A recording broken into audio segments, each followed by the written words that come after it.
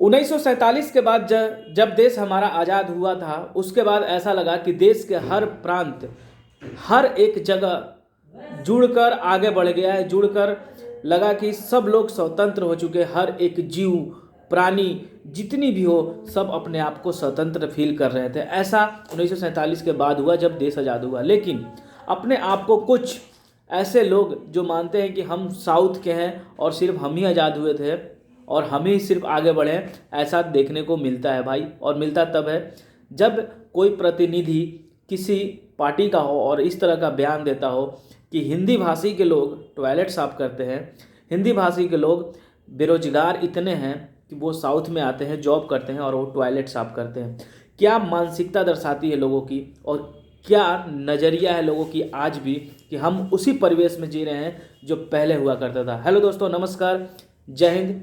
मेरा नाम संतोष कुमार है और आप देख रहे हैं द संतोष वॉइस। जी हाँ दोस्तों, अभी जो एक बयान कुछ दिन पहले आया था वो डीएमके के नेता दयानंद निधि मारन ने एक बयान दिया था और वो ऐसा बयान दिया था कि देखते देखते तूल पकड़ लिया। और क्यों ना तूल पकड़े, जब आप एक ही देश में अलग अलग राज्यों के व्यक्तियों में, अलग अलग राज्यों के रहने वाले लोगों के बीच आप डिफ्रेंशिएट जब क्रिएट करेंगे तो ऐसे ही सवाल उत्पन्न होंगे और उत्पन्न होता ही रहेगा, जो व्यक्ति को निचोड़ कर रख देगा, सोचने पर मजबूर करने पर, ये बोलने पर मजबूर कर देता है कि ऐसा क्यों।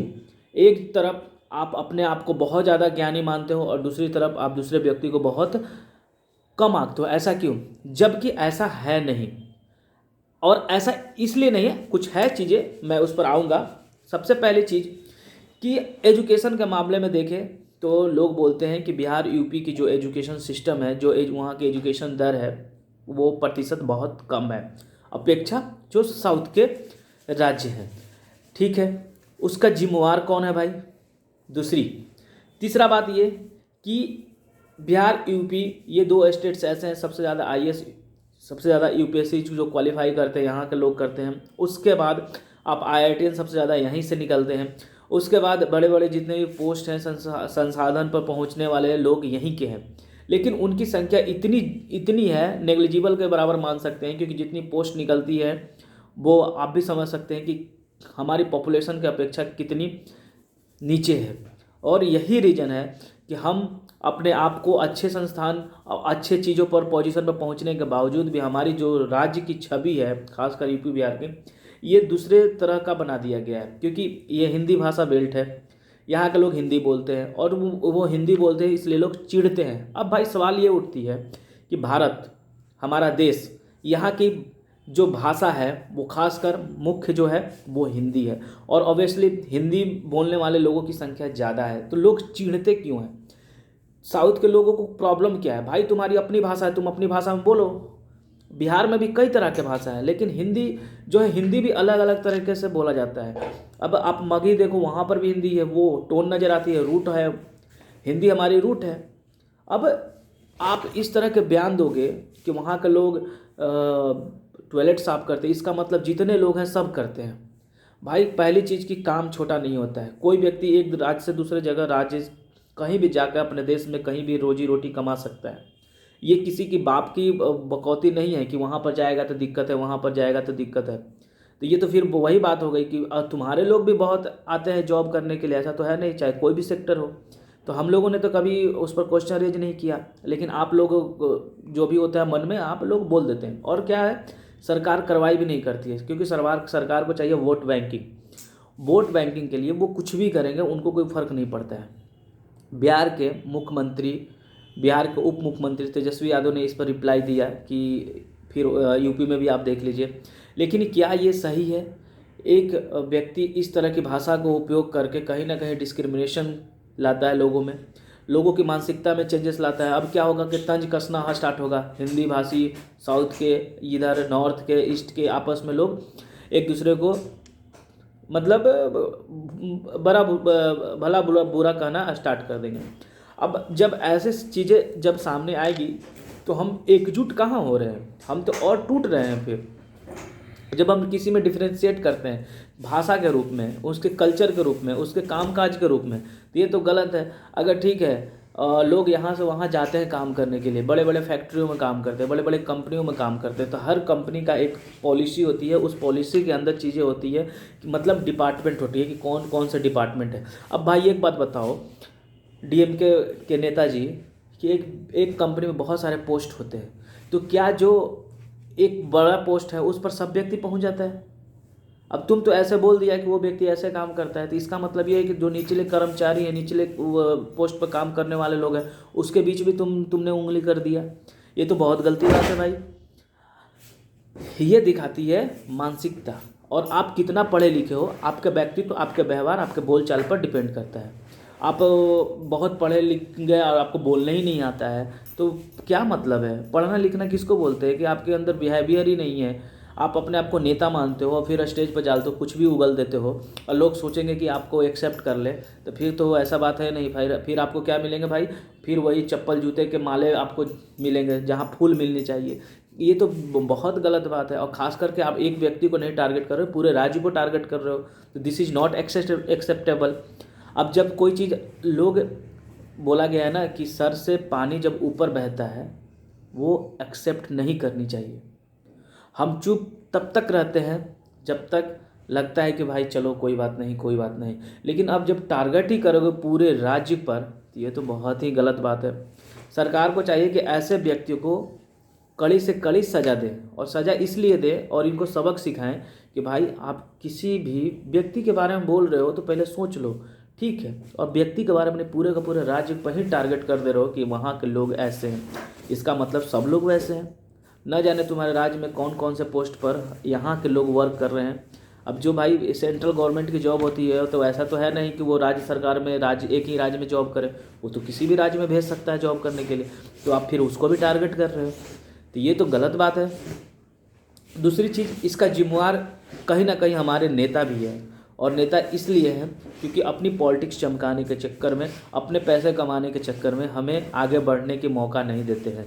हमें आगे बढ़ने का मौका का मतलब ये हुआ कि ना तो यहाँ पर इतनी इंडस्ट्रीज लगाई गई, और ना ही यहाँ पर उतना एजुकेशन सिस्टम को मजबूत किया गया, हॉस्पिटलिटी को इतना मजबूत किया गया, ना ही लोगों को कार्य करने के लिए प्रेरित किया गया कि भैया सेल्फ करो, सेल्फ इंडिपेंडेंट हो, अपने राज्य में ही रोजगार की व्यवस्था करो। और ना सरकार की लेकिन जो संख्या थी, जो चाहिए था, उतने लेवल पर नहीं काम की। ये तो एक्सेप्ट करनी पड़ेगी, चाहे सरकार किसी की भी हो, ये मतलब ही नहीं है। सरकार का मतलब जो भाई पोजीशन में है, जो रूलिंग कर रहा है, वो तो जिम्मेवार होगा। अब ऐसा नहीं कि भाई जो कर रहा है वही, और जो करके चला गया वो उस जिम्मेवार नहीं है, वो भी जिम्मेवार है। आखिर ऐसा सिचुएशन क्यों बना? ऐसे आज क्वेश्चन मार्क क्यों उठ रहे हैं? अगर हम पहले न्यू मजबूत कर लिए रहते तो आज ऐसा क्वेश्चन मार्क उठाने वाले के मुंह पर एक तगड़ा तमाचा रहता, वो बोल ही नहीं पाते। और अब ऐसे जब बयान आते हैं तो लोगों को सोचना चाहिए कि जो लोग आगे चल के फिर करेक्शन करेंगे कि नहीं नहीं वोट बैंकिंग के लिए मैंने तो ऐसा कर दिया, मैंने तो वो कर दिया, तो ये तो फिर बहुत गलत बात है, बहुत ही गलत बात है। और हम लोग चाहते हैं कि किसी तरह का कोई डिस्क्रिमिनेशन ना हो लोगों के बीच में। सब राज्य सही है भाई, एक ही जैसा है। हम भारत के हैं तो भारत के हैं, इसमें किसी की वो नहीं चाहिए हमें कि हम हमारी स्वतंत्रता, हमारा राइट्स, हम एक राज्य से दूसरे राज्य में जाकर कमा सकते हैं, रह सकते हैं। फिर आप ऐसे बयान दे के, ये तो गलत बात है, ऐसे नहीं करना चाहिए। कुछ भी आप बोल देते हो, फिर उसके बाद क्या होती है, तुल पकड़ लेती है मामलों को, और फिर आपकी जो सिचुएशंस होती है लोगों के सामने, जो आपकी व्यक्तित्व होता है, वो धीरे धीरे क्या होता है, धूमिल हो जाता है, और फिर आप कहते हो कि यार मेरे साथ ऐसा हो गया। तो हम ऐसा क्यों करें? हम ऐसा काम ही नहीं करेंगे। हम भाई तुम लड़ो ना, वोट के लिए तुमको जितना बोलना है बोलो, किसी की बुराई करनी है करो, सरकार काम नहीं किया उसकी बुराई करो, कोई दिक्कत नहीं है। लेकिन आप इस तरह से टारगेट करोगे, ये तो गलत बात है। हमारे सरकार की में जो हैं लोग, उनको सोचना समझना चाहिए कि ऐसे लोग जो ऐसे मानसिकता रखते हैं उनको रिप्लाई कैसे देना है। एक ही है, कार्य कार्य कार्य। आप ऐसा काम करो, लोगों को रोजगार दो। लोगों को अगर आप रोजगार नहीं दे रहे हो तो इंफ्रास्ट्रक्चर क्रिएट करो भाई, इंफ्रास्ट्रक्चर क्रिएट करोगे। कंपनियां जब इन्वेस्टमेंट करने लगेगी तो आप उनको इन्वेस्टमेंट करने के लिए बुलाओ। तो अब वो कब आएगी? जब उनको आप चीज़ें दोगे, भाई चीज़ें देने का मतलब इंफ्रास्ट्रक्चर, ज़मीन प्रोवाइड कराओ उनको, मतलब लैंड जब प्रोवाइड करोगे उनको बिजली मिलेगी, उनको रोड मिलेगा, जब एक जगह से दूसरी जगह सामान ले जाने के लिए, तो धीरे धीरे क्या होगी, लोग शिफ्ट होना स्टार्ट करेंगे, लोग काम करना स्टार्ट करेंगे, लोगों को रोज़गार मिलना स्टार्ट होगा। जब आवागमन होगा तो लोग छोटे छोटे दुकान खोलेंगे, उनकी इनकम होगी, लोग रहने के लिए, तो ऐसे डेवलपमेंट धीरे धीरे होगा। लेकिन पता नहीं क्या प्रॉब्लम है भाई, ये ना किसी के पास जाते हैं ना वहाँ से लोग आते हैं। भाई जब तक हम किसी से रिक्वेस्ट नहीं करेंगे, हम कंपनियों को बुलाएंगे नहीं, कंपनियों को बुलाकर उनको सुविधाएं नहीं देंगे, तो कोई आपके यहाँ क्यों आएगा। हमारे नेता लोग तो जिम्मेवार हैं ही, इसमें तो दो राय की बात ही नहीं है। हमारे नेता लोग जिम्मेवार हैं।